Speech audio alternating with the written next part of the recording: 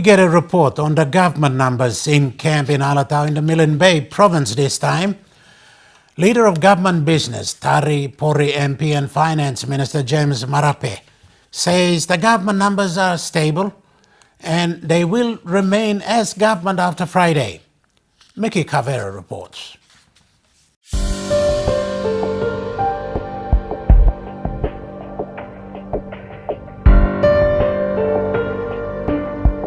The numbers game is almost an afterthought for the government.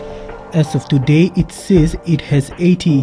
What was high on the Alotau agenda was aspects of the Alotau Code.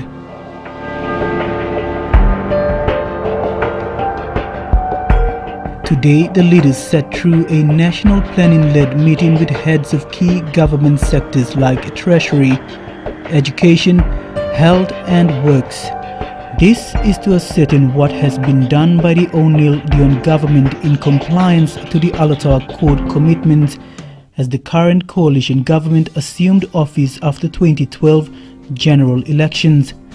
The leaders here appreciate the magnitude of development challenges over politics, hence are committed to maintaining political stability by supporting the current Prime Minister. Marape says he has never seen MPs more committed to political stability than the current crop of leaders in the coalition government.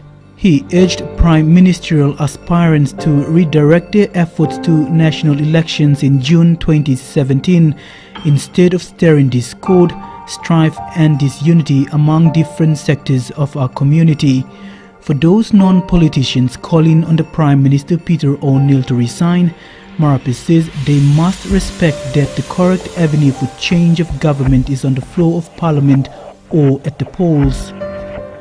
On Friday, 107 MPs will decide, excluding 4. Hella does not have an MP.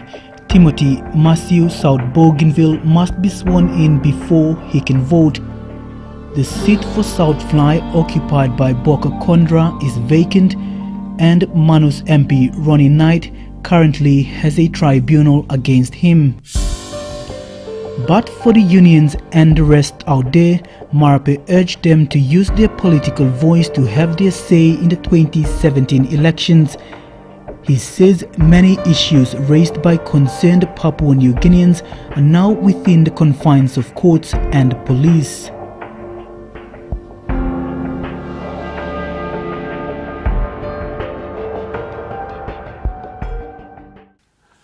Mickey Cavera reporting there. The pending vote of no confidence, incidentally, is the first since the passage of the Organic Law on the integrity of political parties and candidates, OLIPAC. But OLIPAC was ruled explicitly restrictive by the Supreme Court. But even then, there had not been a vote of no confidence since, though there were indications until this time. That's 15 years of political stability. But with the pending vote of no confidence on Friday, there is understandable excitement and anxiety even among the people. Here is what some of them thought. Politics in the country has been eating up in recent months. So having made the ruling on already, you cannot call for another motion. The second parliamentary sitting in June was abruptly adjourned. Student unrest with looming threats to national security was cited as reasons for this adjournment. But this did not go down well with the opposition. To them, the adjournment was yet another tactic to avoid a vote of no confidence against the Prime Minister. The matter was taken to court, in which the adjournment was ruled as unconstitutional, calling for Parliament to reconvene. You may speak, long Parliament, through our representatives. Adhering to the court ruling, a special parliamentary session was held last week Friday. The introduction of the motion for a vote of no confidence was the top and only agenda discussed before Parliament was adjourned to this Friday. With 1 day remaining before the vote on whether or not to retain this government remains, there has been talk amongst the public on which way things may swing. For some, an increase in the amount of service delivery by the current government is something that warrants it to remain until next year's general election. For some, an increase in the amount of service delivery by the current government is something that warrants it to remain until next year's general election. My view is that it's just power hungry, because like we have just 10 months before the general elections, and the opposition should be patient, and like I think Peter O'Neill is doing a fine job. While for others, the need for a change in government is required. As for me, like a parent, I was sad about the students. They've been focusing on the issues of the country, like we're facing now. It could be for the future of the people, something they fought for it.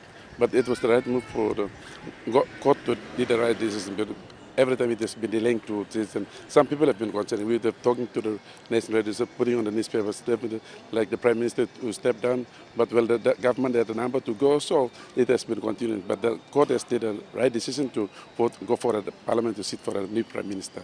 It is anybody's guess on how things will turn out this Friday, considering the unpredictability of politics in the country. Whether a new government is formed or the current is retained, some believe the public should observe from a neutral stance. Like appeal lo man meri lo Papua New Guinea, lo no can cause him one blood trouble or no can make him something long this la time. Now we going up this la time. Larimol politicians lo mipla manage him politics na man meri lo Papua New Guinea. The leaders of the government and the opposition today, they must not look at their own to promote their own interest, but what they must do is they must do best interest that will benefit the nation, especially the students as well as the parents and the citizens of this nation. The clock is ticking with the fate of the country's political future set to be determined this Friday.